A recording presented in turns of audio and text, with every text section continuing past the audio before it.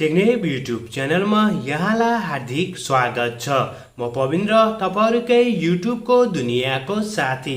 First of all चाहिँ भोलि finally भोलि Xiaomi आफ्नो Redmi Note 11 सिरिजको दुईवटा मोबाइललाई नेपाली बजारमा लन्च गर्ने तयारी गरिरहेको छ। जुन मोबाइलहरु तपाईले चाहिँ एकदमै बढी मात्रा चाहिँ वेट गर्नु भएको थियो र हाम्रो च्यानलको सेक्सन हेर्ने हो भने सबैभन्दा बढी मात्रा तपाईले चाहिँ Redmi Note 11 Pro को बारेमा चाहिँ सोध्नुहुन्छ चाहिँ Pro 5G भेरिएन्टको मोबाइल चाहिँ भोलि लन्च गर्ने चाहिँ तयारी गरिरहेको छ। हेरौं के कस्तो चाहिँ प्राइसहरु चाहिँ हुन्छ। र यदि हामीले आजको पहिलो अपडेटको बारेमा कुरा गर्ने हो भने Asus ले आफ्नो एउटा ल्यापटपलाई नेपाली बजारमा चाहिँ लन्च गरिसकेको छ, जुन रहेको छ Asus VivoBook 15M513 रहेको छ, जसमा तपाईहरुले चाहिँ OLED डिस्प्ले देख्न सक्नुहुन्छ। यो चाहिँ सस्तोमा चाहिँ OLED डिस्प्ले चाहिँ नेपाली बजारमा चाहिँ अवेलेबल रहेको छ। प्राइसको बारेमा यदि हामीले कुरा गर्ने हो भनेपछि यसमा तपाईहरुले चाहिँ 15.6 इन्चको फुल एचडी को OLED डिस्प्ले देख्न सक्नुहुन्छ। Ryzen 5500U को यसको प्रोसेसर रहेको छ, 8GB को RAM, 512GB सम्मको यसको स्टोरेज रहेको छ र नेपाली बजारमा यसको प्राइस चाहिँ 1,05,555 रुपैयाँ चाहिँ रहेको छ। तपाईले सजिलो तरिकाले अफलाइन तथा अनलाइन मार्केटमा परचेज गर्न सक्नुहुनेछ। अर्को अपडेटको यदि हामीले कुरा गर्ने भने अर्को अपडेट रहेको छ एप्पलको तर्फबाट। एप्पलले आफ्नो एप्पल म्याक स्टुडियोलाई नेपाली बजारमा चाहिँ लन्च गरेको छ, जुन चाहिँ आजको डेटसम्मको पावरफुल एप्पलको चाहिँ म्याक के डेस्कटप भन्दा पनि हुन्छ न, म्याक चाहिँ हो। म्याक स्टुडियो चाहिँ एकदमै पावरफुल चाहिँ रहेको छ, जसमा तपाईहरुले चाहिँ M1 Max र M1 Ultra को चाहिँ चिपसेटहरु देख्न सक्नुहुनेछ र दुईवटै चिपसेटहरु चाहिँ नेपाली बजारमा चाहिँ अवेलेबल रहेको छ।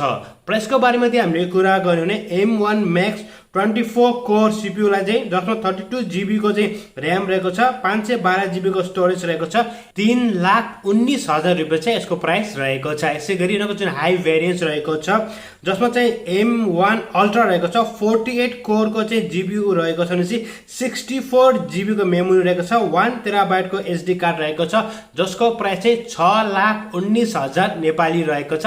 तपाईले सजिलो तरिकाले नेपाली बजारमा परचेज गर्न सक्नुहुनेछ। अर्को अपडेट रहेको छ Samsungको तर्फबाट। Samsung Galaxy S20 FE एडिसनको मोबाइललाई चाहिँ रिब्रान्ड गरेर चाहिँ 2022 एडिसन चाहिँ उनीहरुले चाहिँ लन्च गरेको छ। उता साउथ कोरियामा लन्च गरेको छ। 120 हर्ट्ज को यसको रिफ्रेश रेट रहेको छ, भनेपछि स्न्यापड्र्यागनको 865 को चाहिँ यसको प्रोसेसर रहेको छ। हेरौं चाहिँ नेपाली बजारमा चाहिँ उनीहरुले कहिले लन्च गर्छ न भन्दा आउट अफ साउथ कोरिया चाहिँ उनीहरुले चाहिँ कहिले लन्च गर्छ यसको बारेमा चाहिँ कुनै पनि यस्तो अपडेट चाहिँ आएको छैन, बट साउथ कोरियामा चाहिँ उनीहरुले चाहिँ लन्च चाहिँ गरिसकेको छ। अर्को अपडेटको यदि हामीले कुरा गर्ने भने अर्को अपडेट रहेको छ Realme को तर्फबाट। Realme 9 4G भेरिएन्टको मोबाइल चाहिँ इन्डियन बजारमा चाहिँ अप्रिल 7 मा लन्च हुने तयारी गरिरहेको छ, जसमा तपाईहरुले चाहिँ 108 मेगापिक्सलको क्यामेरालाई देख्न सक्नुहुन्छ। मेन त हुन्छ कि Realme नेपालले आफ्नो यो मोबाइललाई कहिले नेपाली बजारमा चाहिँ लन्च गर्छन्। अर्को अपडेटको यदि हामीले कुरा गर्ने भने अर्को अपडेट रहेको छ Samsungको तर्फबाट रहेको छ। Samsung Galaxy M53 5G भेरिएन्टको mobile पनि छिटै नै इन्डियन बजारमा लन्च हुने तयारी गरिरहेको छ। यदि हामीले रुमर्सकै कुराहरूलाई मध्यनजर राख्ने हो भने चाहिँ अप्रिल 6 या 7 मा चाहिँ लन्च हुन्छ भन्ने कुरा पनि आएको छ। Realme र Samsung चाहिँ अब टक्कर होला जस्तै लागिरहेको छ। लेट्स सी हेरौं कुन कुन लन्च गर्छ र Samsungले आफ्नो दुईवटा मोबाइललाई पनि नेपाली बजारमा छिटै लन्च गर्ने पनि तयारी गरिरहेको छ।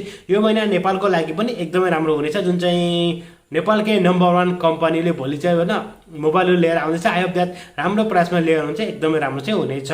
गेमको बारेमा चाहिँ हामीले कुरा गर्ने चाहिँ एपिक स्टोरमा चाहिँ गेम मोड कम्प्लिटली फ्रीमा रहेको छ, दुईवटा चाहिँ विथ DLC। जानुस् एक्चुअली हेर्नुस् तपाई यदि गेमर हो भनेपछि साथमा चाहिँ स्टिममा पनि केही गेमहरु चाहिँ कम्प्लिटली फ्रीमा रहेको छ।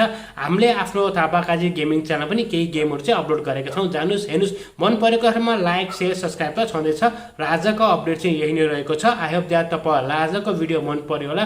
यदि भिडियो सम्बन्धी कुनै पनि सल्लाह या सुझाव कृपया हाम्रो कमेन्ट सेक्सनमा कमेन्ट गर्नुहोस्। यदि तपाई हाम्रो च्यानलमा नयाँ आउनुहुन्छ, डेली टेक न्यूज नेपालीमा हेर्न मन पर्छ भने चाहिँ च्यानललाई सब्स्क्राइब गरी साथमा रहेको बेल आइकनलाई क्लिक गर्न पनि नभुल्नु होला।